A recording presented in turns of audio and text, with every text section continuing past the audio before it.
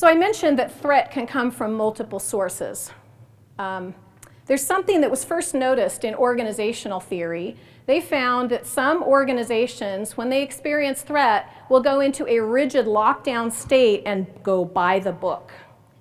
It's called threat rigidity, but that principle has been around for a long time. In fact, it was first noted, threat rigidity was first noted back in the early 1900s. There was an early fire prevention journal that noticed, they said, we have a theory that when people experience fire in a building, that they will automatically try to exit the building from the same place they came in. You've all heard that before, probably. Okay? That is threat rigidity.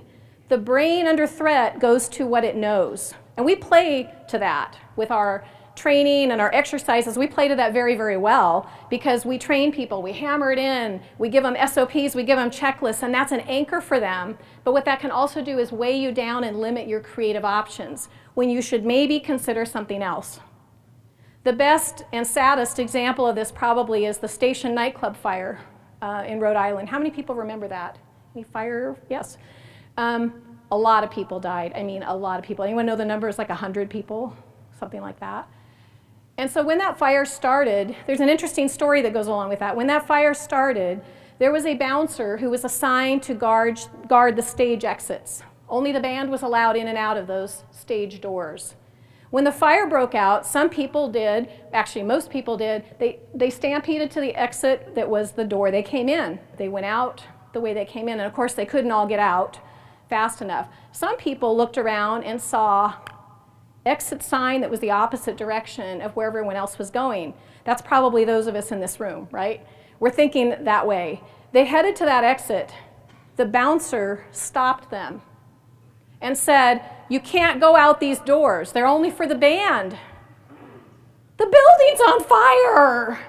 And the bouncer stopped them. He turned them back. I don't know how many of those people died, but somebody lived to tell the story. They did not get out those doors. So those people were sent back into the crush of the crowd, into the madness of the smoke and the fire, because the bouncer was caught up in threat rigidity. So you can see how important it is that we make sure that we address threat and that we learn how to get people out of that, and even more importantly, we need to get ourselves out of it first.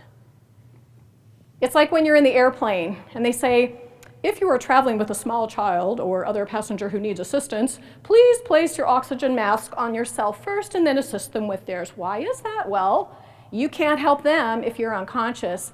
If you are in a state of threat rigidity or you're in a state of threat activation, you can't help anybody else until you resolve it.